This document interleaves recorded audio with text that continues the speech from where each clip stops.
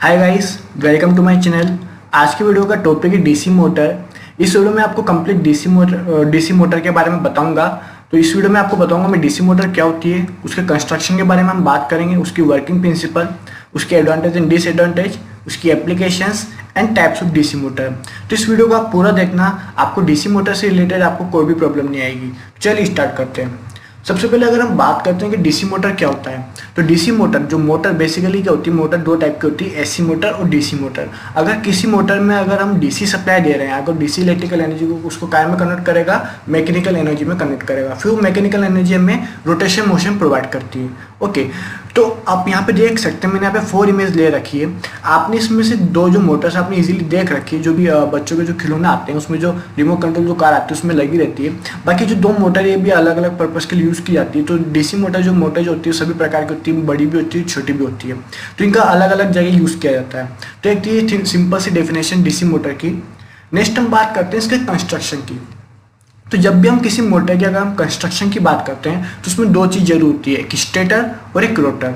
तो स्टेटर क्या होता है, एक मोटर का जो स्टेशनरी पार्ट होता है, जो कि बाहर का जो पार्ट होता है उसको हम स्टेशनरी पार्ट बोलते हैं, जो कि इसमें फील्ड वाइंडिंग लगी रहती है। ओके, और जो सेकंड जो होता है वो रोटर होता है, जो रोटर को हम अंदर का जो भी रोटेटिव पार्ट होता है उसको हम रोटर बोलते हैं, जिसको हम इसमें आर्मेचर वाइंडिंग लगी रहती है।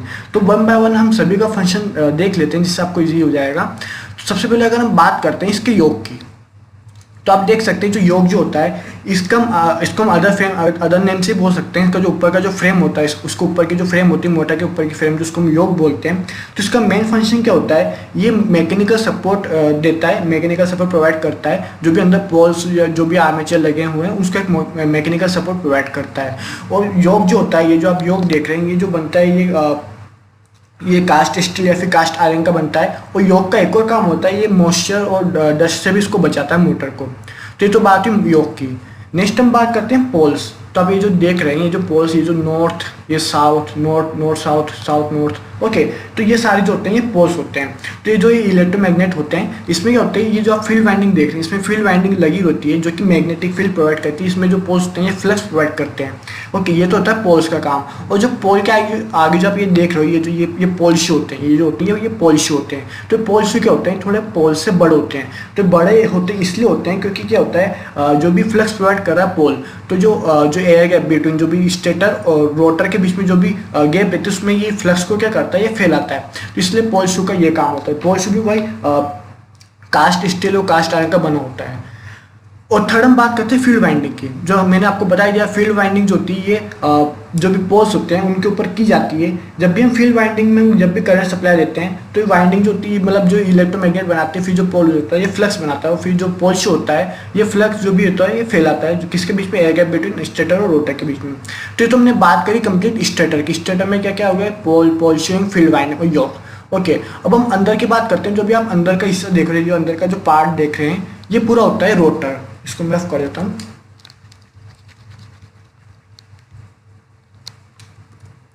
तो ये जो आप अंदर का जो पार्ट देख रहे हैं इसको हम बोलते हैं रोटर। ये पूरा रोटेट करता है। तो अगर रोटर में अगर सबसे पहले अगर हम बात करते हैं तो सबसे पहले हम आर्मेचर की बात करते हैं। तो आर्मेचर में क्या होता है, आर्मेचर को हम आर्मेचर कोर भी बोलते हैं। इसमें क्या होता है, बहुत सारे स्लॉट्स बनाए जाते हैं। ये जो आप देख रहे हैं ये स्लॉट्स है। तो इन स्लॉट्स में क्या होता है, आर्मेचर कंडक्टर सर्किल होते हैं। ये जो स्लॉट्स होते हैं ये पूरे सर्कल में, ये जो आप यहाँ पे देख रहे हैं यहाँ पे पूरे में होते हैं स्लॉट्स। और इन स्लॉट्स में क्या होता है, आर्मेचर कंडक्टर सर्किल रहते हैं। ओके, जो आर्मेचर कंडक्टर्स क्या करते हैं, सुनिए, तो जो भी फ्लक्स प्रोवाइड होता है फील्ड वाइंडिंग से, भी जो भी मैग्नेटिक फील्ड प्रोवाइड होता है, जो फ्लक्स प्रोवाइड होता है, ये जो आर्मेचर कंडक्टर्स क्या होते हैं, ये लो रिएक्टेंस पार्ट जो भी होता है किसके बीच में, जो भी फ्लक्स प्रोवाइड हो रहा है, ठीक है। तो बेसिकली जो आर्मेचर कंडक्टर्स है ये भी बेसिकली वही इसका जो परमिलिटी जो होती है मटेरियल उसके बने होते हैं। और अदरवाइज जो इसको लेमिनेट किया जाता है, जो भी एडी करंट जो भी लॉस होता है उसको इसलिए हम इसको लेमिनेट करते हैं। तो ये तो बात हो गई आर्मेचर और आर्मेचर कोर के अंदर जो भी कंडक्टर्स रखे होते हैं उसकी। नेक्स्ट हम बात करते हैं आर्मेचर वाइंडिंग की। तो आर्मेचर वाइंडिंग क्या करती है, जो भी आर्मेचर कंडक्टर्स होते हैं इसको इंटरकनेक्टिंग वाइंडिंग की जाती है। आर्मेचर वाइंडिंग जो भी बेसिकली जो वाइंडिंग की जाती है कॉपर की जाती है। जो वाइंडिंग है इसमें भी कॉपर की जाती है, इसमें भी कॉपर की वाइंडिंग की जाती है। तो ये क्या होता है, जब भी जो भी आर्मेचर है उसमें जब भी वोल्टेज मैग्नेटिक फ्लक्स इंड्यूस होता है तो बेसिकली जो वाइंडिंग होती है स्ट्रेट सर्किट में, मतलब जो रोटर का जो बाहर का सर्किट है वहाँ पे की जाती है। ओके, ये भी बेसिकली कॉपर की बनाई जाती है। तो ये काम होता है आर्मेचर वाइंडिंग का। नेक्स्ट हम बात करते हैं कम्यूटेटर की। तो जब देख रहे हैं कम्यूटेटर, ये जो बीच में जब आप देख रहे हैं ये पूरा कम्यूटेटर है। तो जो कम्यूटेटर क्या करता है डीसी मशीन में, बेसिकली क्या करता है, ये करंट को कलेक्ट करता है। ओके, और इसका दूसरा काम होता है ये जो कम्यूटेटर होता है ये यूनिडायरेक्शनल टॉर्क प्रोवाइड करता है डीसी मोटर को। ओके, और जो आप ये जो देख रहे हैं ये जो पूरा कम्यूटेटर, इसमें जो बीच में आप जो देख रहे हैं, इसमें बीच में क्या होता है, इसको माइकल एयर से इसको प्रोटेक्ट किया जाता है। इसको जो भी इसको बोलते हैं हम, इसको जो है माइकल एयर से इसको प्रोटेक्ट करते हैं। ओके, जो इसका हम कम्यूटेटर हम यूज़ करते हैं। नेक्स्ट हम बात करते हैं ब्रश की। तो ब्रश क्या होते हैं, ब्रशेस जो होते हैं ये क्या होते हैं, जो भी मेन सप्लाई होती है वहाँ से करंट लेता है, और जो करंट किसको देता है, ये कम्यूटेटर को देता है। तो ब्रशेस जो होते हैं ये बेसिकली ग्रेफाइट के बनते हैं या फिर कार्बन के बनते हैं, जो कि एक रेक्टेंगुलर फॉर्म के होते हैं। तो ये था कंप्लीट कंस्ट्रक्शन डीसी मोटर का। तो अब नेक्स्ट हम बात करते हैं इसकी। आप देख सकते हैं इस इमेज में आपने मोटर्स तो देखी होगी, बट उसके अंदर के जो भी इंफ्रास्ट्रक्चर है वो आपने नहीं देखा होगा। तो आप इजीली आपको उसमें समझ पा रहे हैं। हमने बात करी स्टेटर की, जो कि योक होता है, ये जो ऊपर का जो पूरा पार्ट होता है ये क्या करता है, मैकेनिकल सपोर्ट प्रोवाइड करता है पूरी मोटर्स को। ओके, इसके अंदर होते हैं पोल्स, पोल के ऊपर जो पोल का, अगर आप जो ये देख रहे हैं पोल्स या पोल फेस होते हैं, इसके ऊपर फिर फील्ड वाइंडिंग की जाती है पोल्स के ऊपर। तो ये जो पूरा होता है ये हमारा पूरा स्टेटर होता है, जो कि स्टेशनरी होता है। और जो बाकी का जो ये पोर्शन होता है ये पूरा होता है रोटर। बाकी का जो पोर्शन होता है ये पूरा होता है रोटर। ओके, तो इस रोटर में क्या क्या होता है, सबसे पहले आर्मेचर कोर होता है। आर्मेचर कोर के अंदर कंडक्टर होते हैं, और फिर उन कंडक्टर्स में क्या होता है, इंटरकनेक्टिंग वाइंडिंग की जाती है आर्मेचर में। ओके, फिर इसके बाद होता है कम्यूटेटर, ब्रशेस आप देख सकते हैं, बियरिंग्स और शाफ्ट जो हमें रोटेशन मोशन प्रोवाइड जो बीच में जो लगी होती है, ये आप देख रहे हैं, ये जो हमें ये शाफ्ट प्रोवाइड होता है। ओके, तो ये था कंप्लीट। आप समझ पा रहे होंगे कि डीसी मोटर के जो इसका कंस्ट्रक्शन कैसा होता है। नेक्स्ट हम बात करते हैं इसके वर्किंग प्रिंसिपल की। तो बेसिकली जो डीसी मोटर की वर्किंग प्रिंसिपल क्या होता है, बेसिकली इसका प्रिंसिपल क्या होता है, कोई मोटर का अगर किसी कंडक्टर्स, जो कोई भी कंडक्टर है, ओके, उसको अगर हमने किसी मैग्नेटिक फील्ड में रखा हुआ है तो कुछ ना कुछ फोर्स एक्सपीरियंस करेगा। ओके, तो उसी फोर्स को हमने क्या बोला है, लोरेंट्ज फोर्स बोला है। बट इसकी जो फोर्स की जो डायरेक्शन होती है, अब वो अपवर्ड जा रहा है, डाउनवर्ड जा रहा है। ओके, तो वो कौन देता है, फ्लेमिंग लेफ्ट हैंड रूल लेता है। आप फ्लेमिंग लेफ्ट हैंड रूल भी समझ लेते हैं क्या होता है। Basically Fleming left hand rule क्या होता है, जो हमारे जो लेफ्ट हैंड की जो थंब और फर्स्ट फिंगर सेकंड फिंगर जो आप देख रहे हैं यहाँ पे डायग्राम में, तो जो हमारी जो फर्स्ट फिंगर है वो मैग्नेटिक फील्ड को प्रोड्यूस करती है, मैग्नेटिक फील्ड को रिप्रेजेंट करती है। जो सेकंड फिंगर है वो हमारी करंट को रिप्रेजेंट करती है, जो थंब जो हमारा फोर्स को रिप्रेजेंट करता है। आप यहाँ पे देख सकते हैं, if you stretch the first finger, second finger and thumb of our left hand to be perpendicular to each other, and the direction of magnetic field is represented by the first finger and the direction of represented by the second finger। Okay, और जो thumb जो represent करता है वो force को represent करता है। तो ये होता है फ्लेमिंग लेफ्ट हैंड रूल। अगर किसी मोटर में अगर हमें फोर्स की डायरेक्शन बतानी है तो फ्लेमिंग लेफ्ट हैंड रूल के थ्रू बताते हैं। इसको थोड़ा डिटेल में समझते हैं, इसकी वर्किंग प्रिंसिपल। तो आप देख सकते हैं मैंने यहाँ पे डायग्राम ले रखा है। ये जो हमारे पास दो देख रहे हैं आप, ये साउथ और नॉर्थ, ये होता है परमानेंट मैग्नेट होते हैं। ओके, इन परमानेंट मैग्नेट के बीच में यहाँ पे आप देख रहे हैं आर्मेचर है। आर्मेचर में ऑलरेडी मैग्नेटिक फील्ड प्रोड्यूस हो रही है।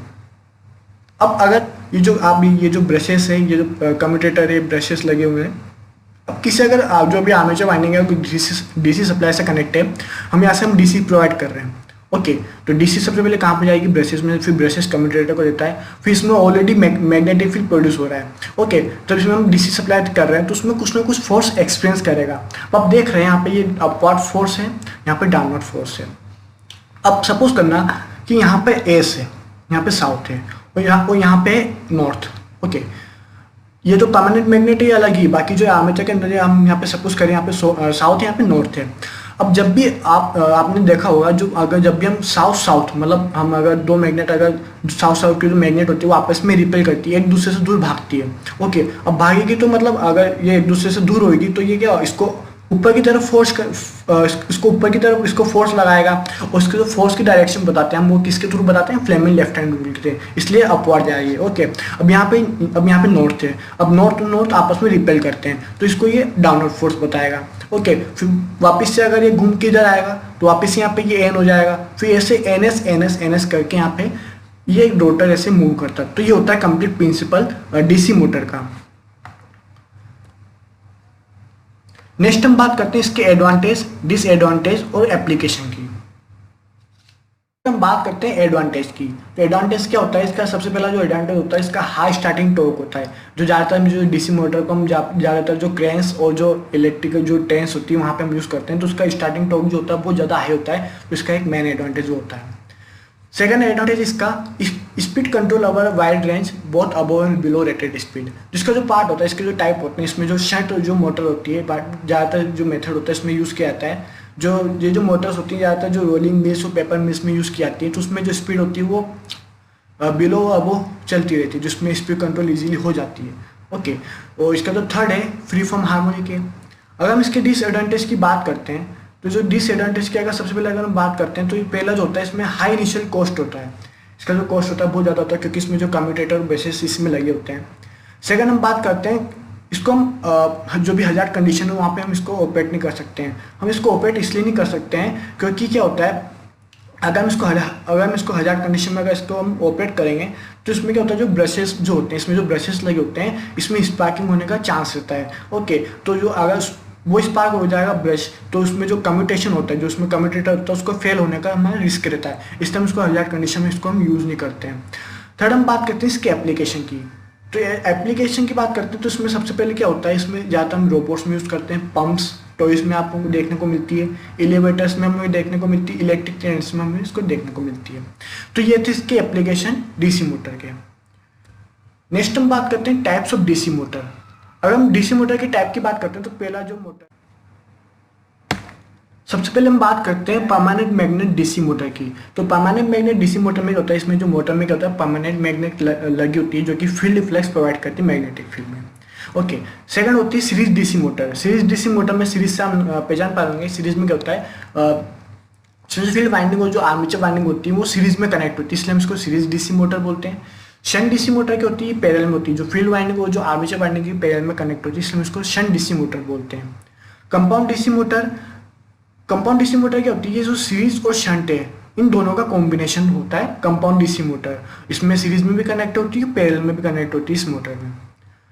फिफ्थ है सेपरेटली एक्साइटेड डीसी मोटर। इसमें क्या होता है, जो फील्ड वाइंडिंग और जो आर्मेचर वाइंडिंग हम दोनों को अलग अलग सेपरेटली एक्साइट करते हैं, मतलब हम दोनों को अलग अलग एनर्जाइज करते हैं, तो होती है सेपरेटली एक्साइटेड डीसी मोटर। इन मोटर्स के बारे में मैं एक सेपरेट वीडियो बनाऊंगा सभी मोटर्स की, जिससे आपको ईजी समझ में आ जाएगा। तो आज की वीडियो में इतना ही। आई होप आपको इजीली समझ में आ गया होगा। फिर भी अगर कोई डाउट होता है तो आप कमेंट सेक्शन में लिख देना, मैं उसमें रिप्लाई कर दूंगा। Thank you so much.